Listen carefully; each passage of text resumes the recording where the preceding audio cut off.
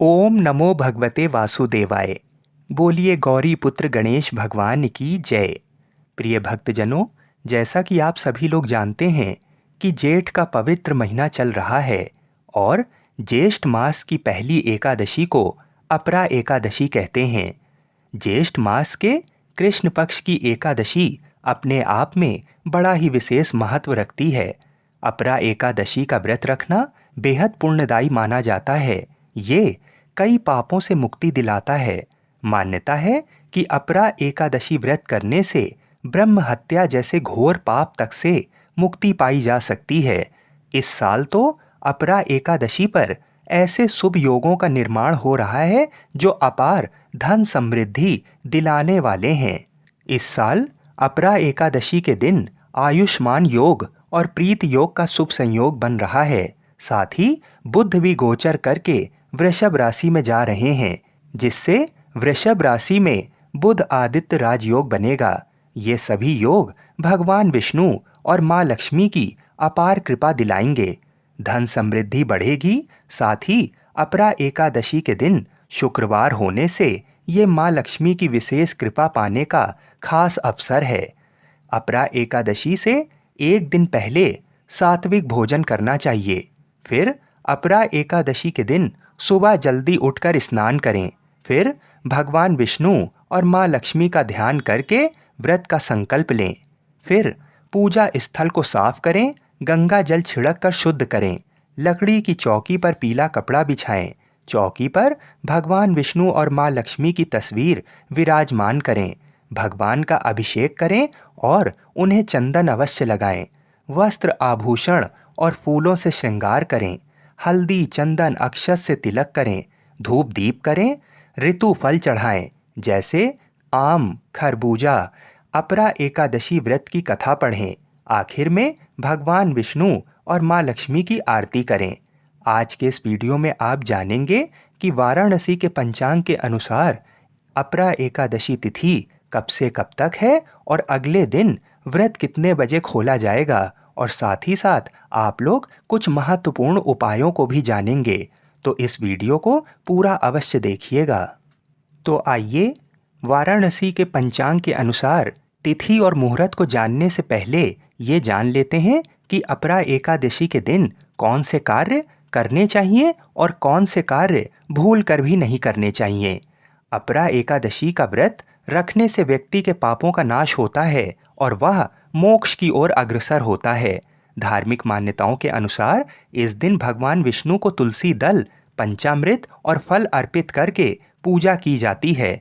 किंतु एक चीज का ध्यान रखिएगा कि एकादशी के दिन तुलसी दल ना तोड़ें। उससे एक दिन पहले ही तुलसी दल तोड़कर रख लें। अपरा एकादशी जेठ के महीने में पड़ती है और जेठ के महीने में भीषण गर्मी पड़ रही होती है। तो इस एकादशी पर जल का जितना अधिक हो सके उतना अधिक दान करें। मनुष्य, पशु, पक्षियों के लिए जितनी जल की व्यवस्था कर सकते हैं उतनी जल की व्यवस्था करें और मीठे शरबत का दान करें। छाता, जूता, चप्पल, पंखा, इन चीज़ों का दान करने से भगवान विष्णु और माँ लक्ष्मी अत्यधिक प्रसन्न होते हैं। आइए अब जान लेते हैं कि अपरा एकादशी के दिन क्या नहीं करना चाहिए। धार्मिक ग्रंथों के अनुसार एकादशी के दिन चावल खाना वर्जित है। मान्यता है कि एक समय में महर्षि मेधा का अंश भूमि में समा गया था, जहाँ से चावल उत्पन्न हुआ। इसलिए चावल खाना एक तरह से उस दिव्यता का अपमान माना जाता है और इससे व्रत खंडित हो सकता है।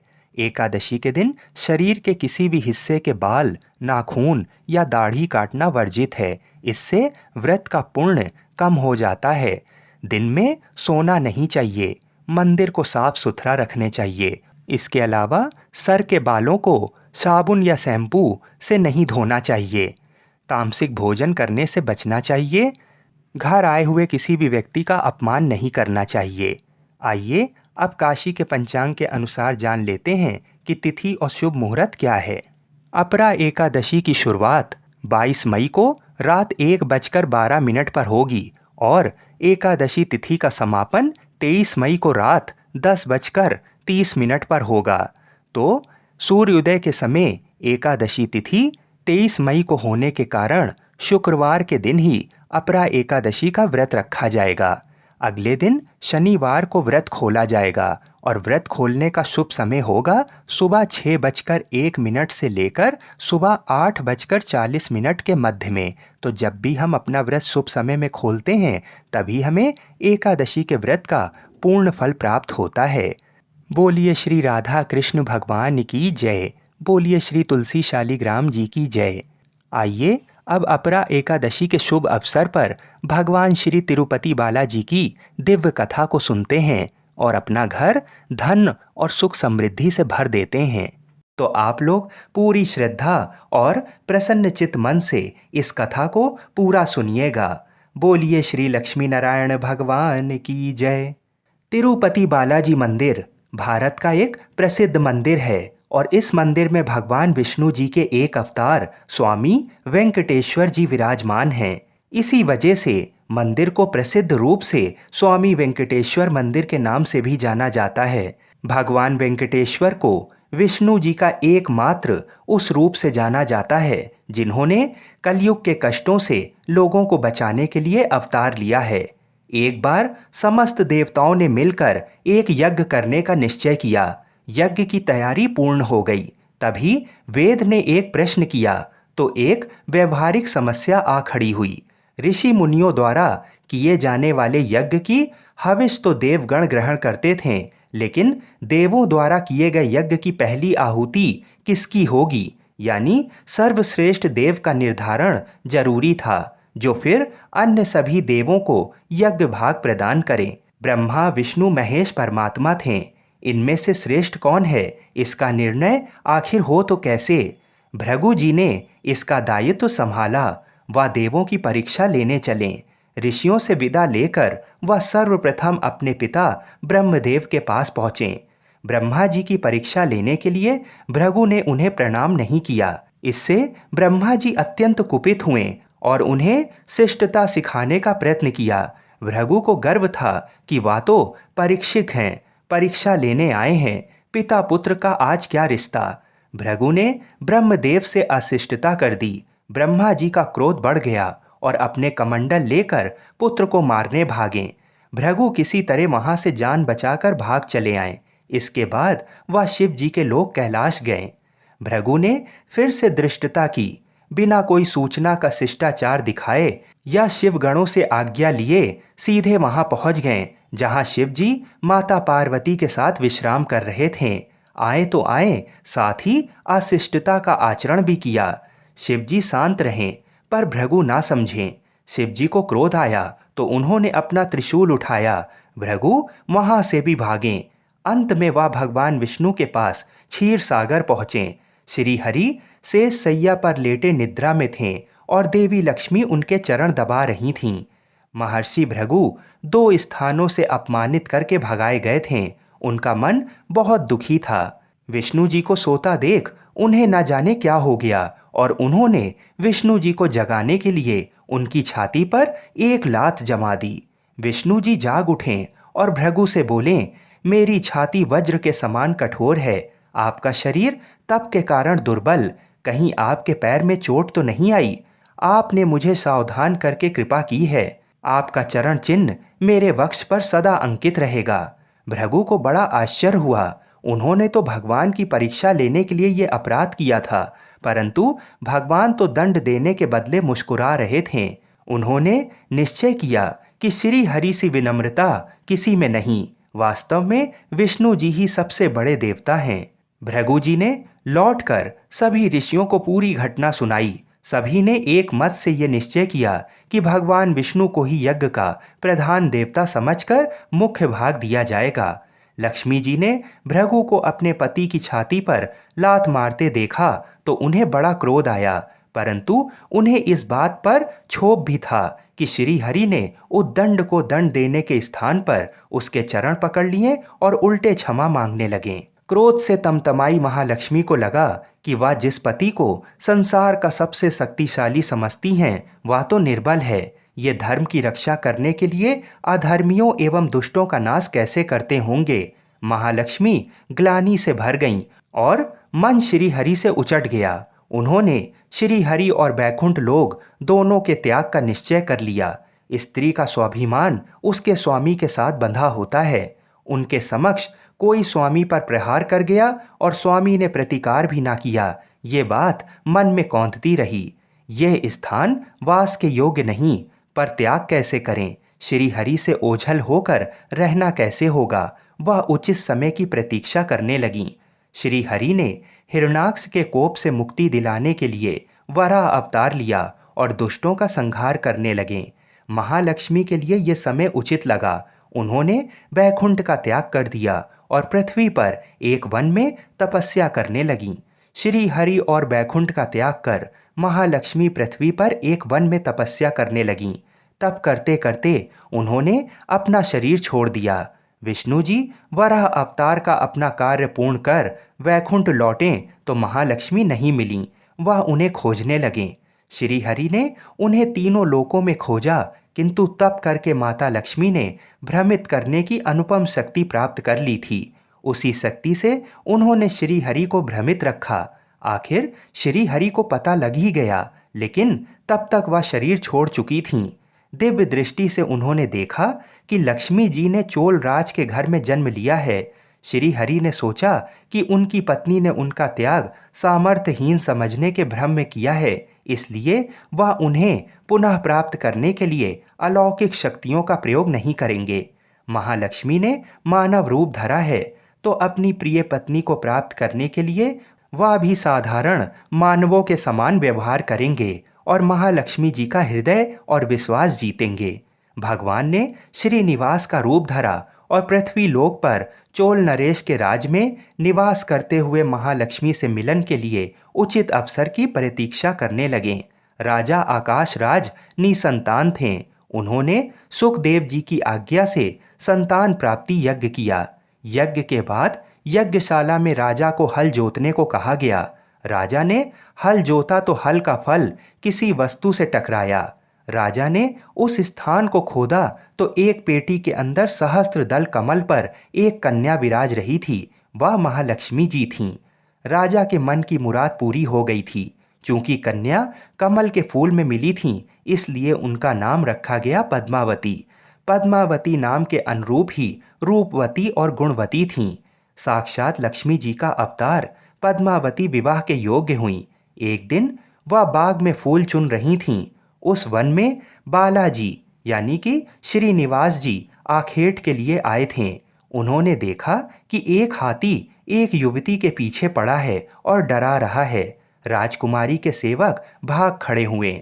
श्रीनिवास जी ने तीर चलाकर हाथी को रोका और पद्मावती की रक्षा की। श्रीनिवास और पद्मावती ने एक दूसरे को देखा और एक दूसरे पर मोहित हो गए। दोनों के मन में परस्पर अनुराग पैदा हुआ, लेकिन दोनों बिना कुछ कहे अपने अपने घर लौट गए। श्रीनिवास जी घर तो लौट आए, लेकिन मन पद्मावती में ही बस गया। वह पद्मावती का पता लगाने के लिए उपाय सोचने लगे। उन्होंने ज्योतिषी का रूप धरा और भविष्य वाचने के बहाने पद्मावती को ढूंढने निकले। धीरे धीरे ज्योतिषी श्रीनिवास की ख्याति पूरे चोल राज में फैल गई। पद्मावती के मन में भी श्रीनिवास के लिए प्रेम हुआ था। वह उनसे मिलने को व्याकुल थीं, किंतु कोई पता ठिकाना न होने के कारण उनका मन चिंतित था। इस चिंता और प्रेम विरह में उन्होंने भोजन श्रृंगार आदि का त्याग कर दिया। इसके कारण उनका शरीर कृशकाय होता चला गया। राजा से पुत्री की ये दशा देखी नहीं जा रही थी। वह चिंतित थे। ज्योतिषी की प्रसिद्धि की सूचना राजा को भी हुई। राजा ने ज्योतिषी श्रीनिवास को बुलाया और सारी बात बताकर अपनी कन्या की दशा का कारण बताने को कहा। श्रीनिवास राजकुमारी का हाल समझने पहुँचे तो पद्मावती को देखकर प्रसन्न हो गए। उनका उपक्रम सफल रहा था। उन्होंने पद्मावती का हाथ अपने हाथ में लिया। कुछ देर तक पढ़ने का स्वांग करने के बाद बोले, महाराज, आपकी पुत्री प्रेम के विरह में जल रही है। आप इनका शीघ्र विवाह कर दें तो स्वस्थ हो जाएंगी। पद्मावती ने अब श्रीनिवास की ओर देखा। देखते ही पहचान लिया। उनके मुख पर प्रसन्नता के भाव आए और वह हंसी। काफी दिनों बाद पुत्री को प्रसन्न देख राजा को लगा कि ज्योतिषी का अनुमान बिल्कुल सही है।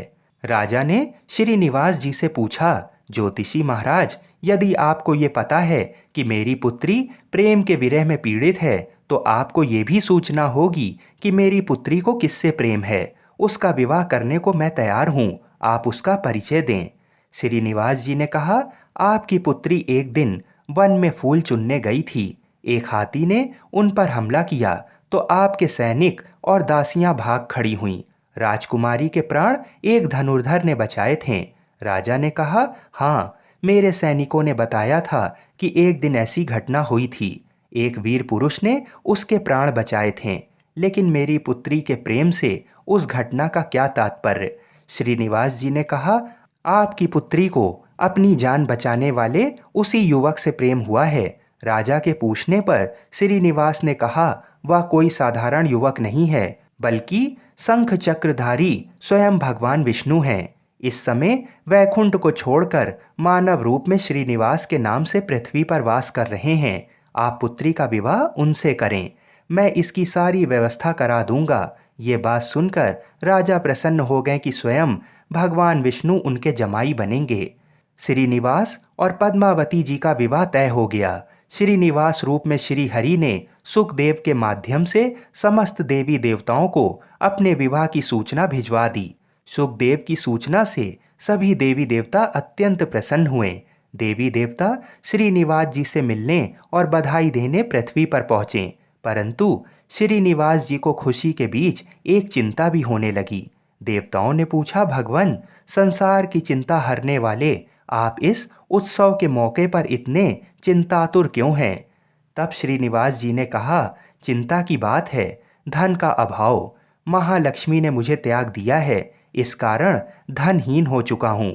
स्वयं महालक्ष्मी ने तब से शरीर त्याग मानव रूप लिया है और पिछली स्मृतियों को गुप्त कर लिया है। इस कारण उन्हें ये सूचना नहीं है कि वह महालक्ष्मी का ही स्वरूप हैं। वह तो स्वयं को राजकुमारी पद्मावती ही मानती हैं। मैंने निर्णय किया है कि जब तक उनका प्रेम पुनः प्राप्त नहीं करता, अपनी माया का उन्हें आभास नहीं कराऊंगा। इस कारण मैं एक साधारण मनुष्य का जीवन व्यतीत कर रहा हूँ। राजा की पुत्री से शादी करने और घर बसाने के लिए धन, वैभव और ऐश्वर्य की जरूरत है, वह मैं कहाँ से लाऊं। स्वयं नारायण को धन की कमी सताने लगी। मानव रूप में आए प्रभु को भी विवाह के लिए धन की आवश्यकता हुई। यही तो ईश्वर की लीला है। जिस रूप में रहते हैं उस योनि के जीवों के सभी कष्ट सहते हैं। श्री हरि विवाह के लिए धन का प्रबंध कैसे हो, इस बात से चिंतित हैं। देवताओं ने जब ये सुना तो उन्हें आश्चर्य हुआ। देवताओं ने कहा, कुबेर आवश्यकता के बराबर धन की व्यवस्था कर देंगे। देवताओं ने कुबेर का आवाहन किया तो कुबेर जी प्रकट हुए। कुबेर ने कहा, ये तो मेरे लिए प्रसन्नता की बात है कि आपके लिए मैं कुछ कर सकूं। प्रभु, आपके लिए धन का तत्काल प्रबंध करता हूँ। कुबेर का कोष आपकी कृपा से ही रक्षित है। तब श्री हरि जी ने कुबेर से कहा, यक्ष राउस, आपको भगवान भोलेनाथ ने जगत और देवताओं के धन की रक्षा का दायित्व सौंपा है। उसमें से धन मैं अपनी आवश्यकता के हिसाब से ले लूंगा, लेकिन मेरी एक शर्त है। ये सुनकर सभी देवता आश्चर्य में पड़ गए। श्री हरि ने कहा, ब्रह्मा जी और शिव जी साक्षी रहें, कुबेर से धन ऋण के रूप में लूंगा, जिसे भविष्य में ब्याज सहित चुकाऊंगा। श्री हरि की बात से कुबेर समेत सभी देवता विस्मय में एक दूसरे को देखने लगे।